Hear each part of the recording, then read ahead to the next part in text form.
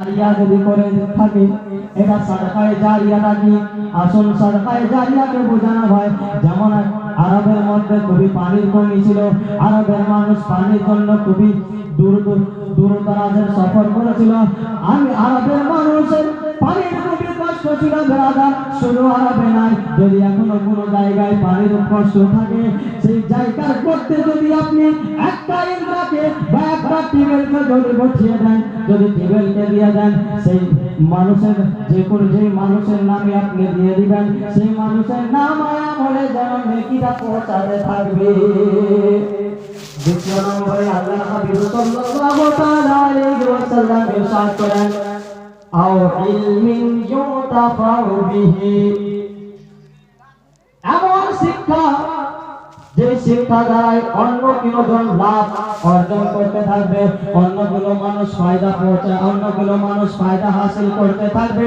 বেরাদার, সেই যদি মনে করুন আপনি একজন আপনার ছেলেকে মাদ্রাসার মধ্যে পড়তে দিলেন, একটা ছেলেকে আলিম বানিয়ে দিলেন, সেই আলিম ওলামা, সেই আপনার ছেলে আলিম যতদিন পর্যন্ত আপনার আলিম যতদিন পর্যন্ত কোরআনের হাদিসের দর্শ দিতে থাকবে, কোরআনের শিক্ষা অন্যজনকে শেখাতে থাকবে, আল্লাহ হাবিব সাল্লাল্লাহু তাআলা আলাইহি ওয়াসাল্লাম বলে সেই মানুষের নামায়ে আমলের মধ্যে নেকি যেন পৌঁছাতে থাকবে। বেরাদার ইসলাম, আমার আল্লাহর নবী সাল্লাল্লাহু তাআলা আলাইহি ওয়াসাল্লামকে যখন আরজ করা হলো, নবী গো, আমি তো কোনো ছেলেকে যদি মাদ্রাসায় যদি পড়তে না দিতে পারি, যদি কারো ছেলে না হয় শুধু মেয়ে হয়, মনে করুন আপনার 4টা মেয়ে হয়ে থাকে, ছেলে তো নাই, মাদ্রাসায় কাকে পড়তে দিবেন, কাকে আলিম বানাবেন? আল্লাহর হাবিব সাল্লাল্লাহু তাআলা আলাইহি ওয়াসাল্লাম এই প্রশ্নটারও যেন একটা ইবারত আল্লাহর হাবিব সাল্লাল্লাহু আলাইহি ওয়াসাল্লাম বলে, যদি কোনো কারো ছেলে না থাকে তাহলে মেয়ে বা ছেলে যে কোনো হলে চলবে।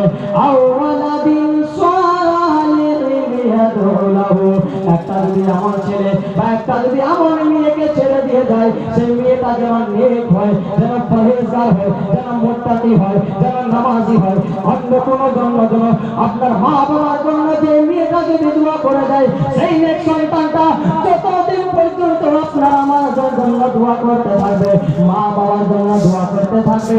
আল্লাহর হাবিব সাল্লাল্লাহু তাআলা আলাইহি ওয়াসাল্লাম বলে থাকেন, আল্লাহর হাবিব বলে তার নামায়ে আমলের মধ্যে নেকিটা যেন পৌঁছাতে থাকবে।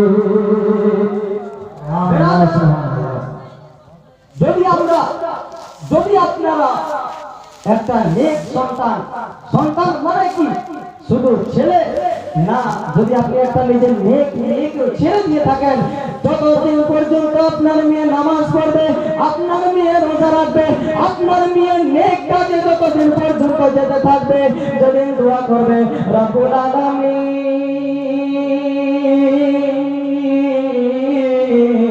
আমার মা বাবা নেকি করতে পারেনি, আল্লাহ আমার মা বাবা গুনাহের মধ্যে লিপ্ত হয়েছিল, আল্লাহ গো আমার মা বাবা নামাজ পড়তে পারেনি, রোজা রাখতে পারেনি, আল্লাহ গো আমার মা বাবা কিছু ভালো কাজ করতে পারেনি, আমি তার সন্তান রব্বুল আলামিন, আমি তার ছেলে, আমি তার মেয়ে, তার জন্য আজকে দোয়া করছি। যতদিন পর্যন্ত আপনার ছেলে আপনার মেয়ে আপনার জন্য দোয়া করতে থাকবে, আমার আল্লাহ নবী ইরশাদ করে ততদিন পর্যন্ত তার নামায়ে আমলে যেন নেকি পৌঁছাতে থাকবে। সুবহানাল্লাহ।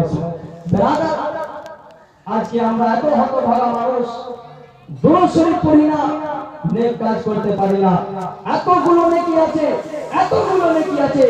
আল্লাহ পাক রব্বুল আলামিন কোরআনের মধ্যে ইরশাদ করেন যে সম্পূর্ণ মানুষ, ওয়াল আসর ইন্নাল ইনসানা লাফি খুসর, এই কথাটি এই আয়াতে কারিমা থেকে কিছু আমি আলোচনা করে আমার বক্তব্য করব। বেরাদার, আল্লাহ পাক রব্বুল আলামিন কোরআন শরীফের মধ্যে ইরশাদ করেন, ওয়াল আসর ইন্নাল ইনসানা লাফি খুসর, আসরের কসম বা আসরের নামাজের কসম বা আসরের ওয়াক্তের কসম, মুফাসসিরিন ইকরাম বলেন ওয়াল আসর ইন্নাল ইনসানা লাফি খুসর, সমস্ত মানুষ লোকসানের মধ্যে রয়েছে, সমস্ত মানুষ।